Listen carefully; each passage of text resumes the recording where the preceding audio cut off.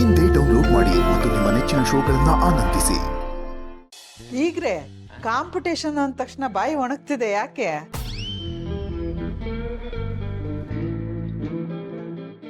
ಬಾವಾ, ನಿನ್ನ ತಲೆ ಅನ್ನೋ ಬತ್ತಳಿಕೆಯಲ್ಲಿರುವ ಬಾಣಗಳನ್ನ ಒಂದೊಂದೇ ಪ್ರಯೋಗಿಸು ಪಾಟೀಲಕ್ಕವ್ರ ಮೇಲೆ.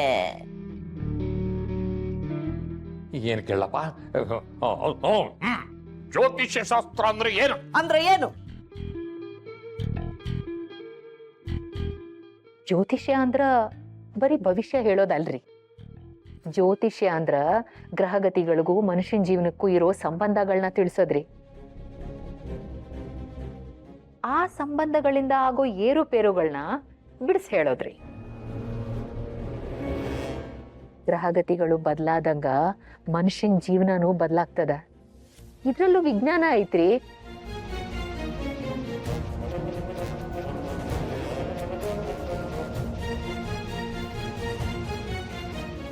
ಜ್ಯೋತಿಷ್ಯ ಶಾಸ್ತ್ರ ಅಂದ್ರ ಬರೀ ಇಷ್ಟ್ರಾಗ ಹೇಳಿ ಮುಗ್ಸಕ್ ಆಗಲ್ರಿ.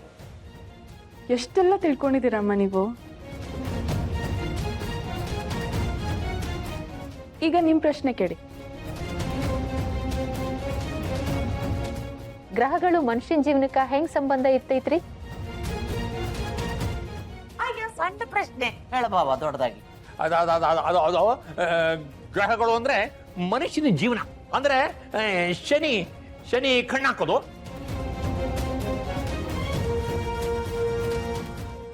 ಶುಕ್ರ ದಶೆ ಅಂದ್ರೆ ದುಡ್ಡು ಬರೋದು.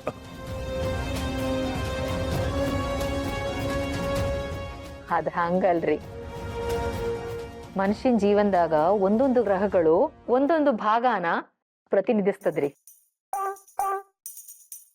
ಉದಾಹರಣೆಗೆ ಸೂರ್ಯ ನಮ್ಮಲ್ಲಿರೋ ಆತ್ಮವಿಶ್ವಾಸ, ನಾಯಕತ್ವ ಗುಣ ಹೇಳ್ತಾನ್ರಿ. ಚಂದ್ರ ನಮ್ಮ ಭಾವನೆಗಳು, ನಮ್ಮ ಮನಸ್ಸು ಇದನ್ನ ಸೂಚಿಸ್ತಾನ್ರಿ. ಹಂಗ ಕುಜ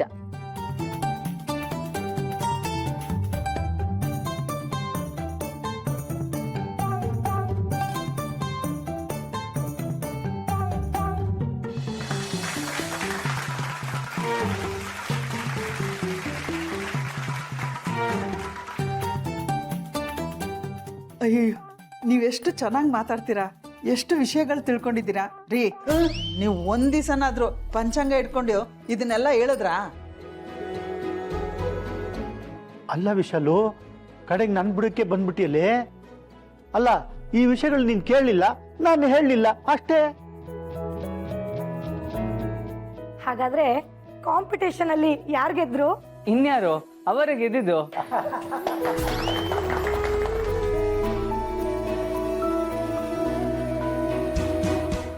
ಬ್ಯಾಡ್ರಿ, ಇದ್ರಾಗ ಗೆಲುವು ಸೋಲು ಅನ್ನೋದೆಲ್ಲ ಇಲ್ರಿ.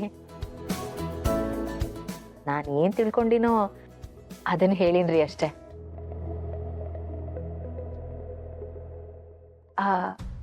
ನಿಮ್ಮ ರಾಶಿ ನಕ್ಷತ್ರ ಹೇಳ್ರಿ.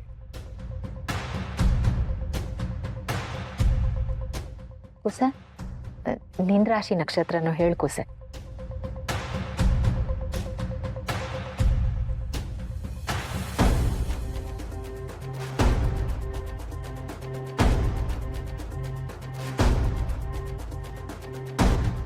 ನೀವಿಬ್ರು ಇನ್ನೂ ಒಂದಾಗಿಲ್ಲ ಅಂತ ಆತು, ಹೌದೇನ್ರಿ?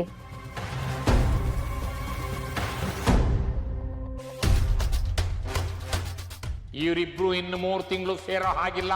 ಸೇರಿದ್ರೆ ಅನಾಹುತ ತಪ್ಪಿದ್ದಲ್ಲ. ನೀವ್ ಹೇಳ್ತಿರೋದ್ ಸತ್ಯ. ಅವ್ರಿಗಿನ್ನೂ ಮುಹೂರ್ತ ಕೂಡ ಬಂದಿಲ್ಲ.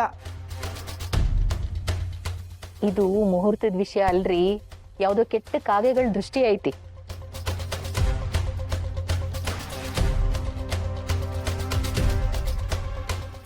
ಕಾಗೆಗಳ?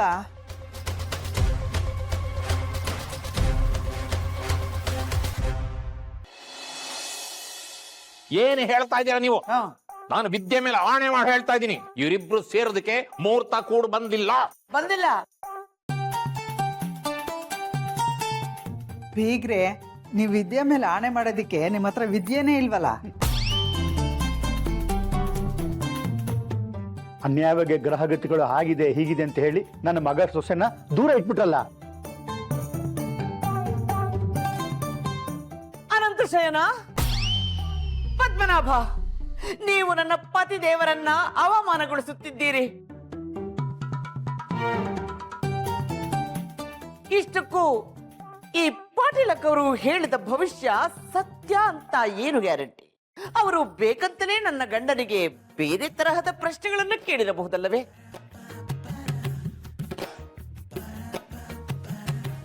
ನನ್ನ ಗಂಡ ಮೊದಲೇ ಪಾಖಂಡ ಪಂಡಿತ.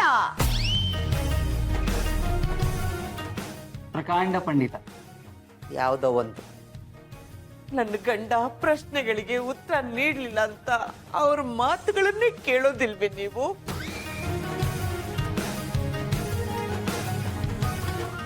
ನಾವು ಯಾರ ಮಾತು ಕೇಳಬೇಕು, ಯಾರ ಮಾತು ಕೇಳಬಾರ್ದು ಅನ್ನೋದು ನಾನು ನನ್ನ ಗಂಡ ಡಿಸೈಡ್ ಮಾಡಬೇಕು. ಯಾಕಂದ್ರೆ ಇದು ನಮ್ಮ ಜೀವನದ ಪ್ರಶ್ನೆ ಅಲ್ವಾ? ಇದಪ್ಪ ಮಾತು ಅಂದ್ರೆ. ಅಮ್ಮ, ನೀವು ಹೇಳಿ.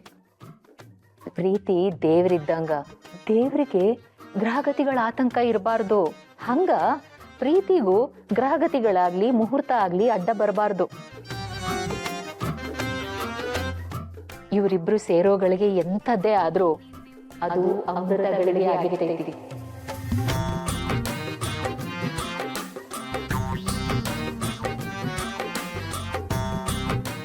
ಕಲ್ಮಶ ಇಲ್ದೇ ಇರೋ ಮನ್ಸಿಂದ 2 ಹಾರೋ ಹಕ್ಕಿಗಳು ಸೇರ್ತಾವ ಅಂದ್ರ ಅದನ್ನ ಮುಹೂರ್ತ ಅನ್ನೋ ಬಂಧನದಲ್ಲಿ ಯಾಕೆ ಇಡ್ತೀರ್ರಿ?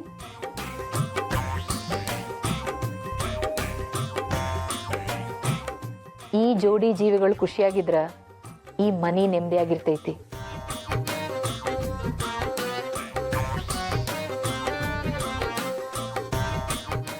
ಈ ಮನಿ ನೆಮ್ಮದಿಯಾಗಿದ್ರ ನೀವೆಲ್ರ ಜೀವನನೂ ಸಂತೋಷದಿಂದ ಇರ್ತದ. ವಿಚಾರ ಮಾಡ್ರಿ. ಆಹಾ, ಚಿನ್ನದಂತ ಮಾತು. ಲೇ ವಿಶಾಲು, ಇನ್ಯಾಕೆ ತಡ? ನಾಳೆನೇ ದೇವಸ್ಥಾನಕ್ಕೆ ಹೋಗಿ ಪೂಜೆ ಮಾಡಿಸಿ ಶಾಸ್ತ್ರಕ್ಕೆಲ್ಲ ವ್ಯವಸ್ಥೆ ಮಾಡ್ಬಿಡು.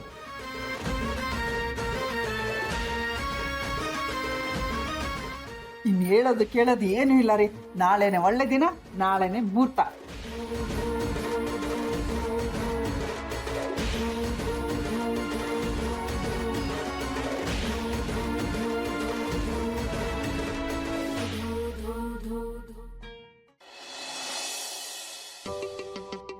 ಅಮ್ಮೋರೆ, ಇದನ್ನ ಯಾಕ್ಬೇಕಿತ್ತು? ಇದ್ರಲ್ಲಿ ತಪ್ಪೇನಿದೆ ಸುಬ್ಬು? ನೀನು ನನ್ನ ಮಗಳು ಮದುವೆ ಆಗಿದ್ದೀರಾ, ನೀವಿಬ್ರು ಒಂದಾಗಬೇಕು. ನೀವಿಬ್ರು ಒಂದಾದ್ರೆ ತಾನೇ ಸಂಬಂಧ ಚೆನ್ನಾಗಿರೋದು, ಸಂಸಾರ ಬೆಳೆಯೋದು. ಆದ್ರೂ ಏನೋ ಆದ್ರೂ ಹೋದ್ರು ಅಂತ ರಾಗ ಎಳಿತಾ ಇದೆಯಾ? ನಂದಿನಿ ಅಮ್ಮೋರೇ ಆಶೀರ್ವಾದ ಮಾಡ್ತಾ ಇದ್ರೆ ಇನ್ನೇನಪ್ಪ ಚಿಂತೆ? ಶ್ರಾವಣಿ ಸುಬ್ರಹ್ಮಣ್ಯ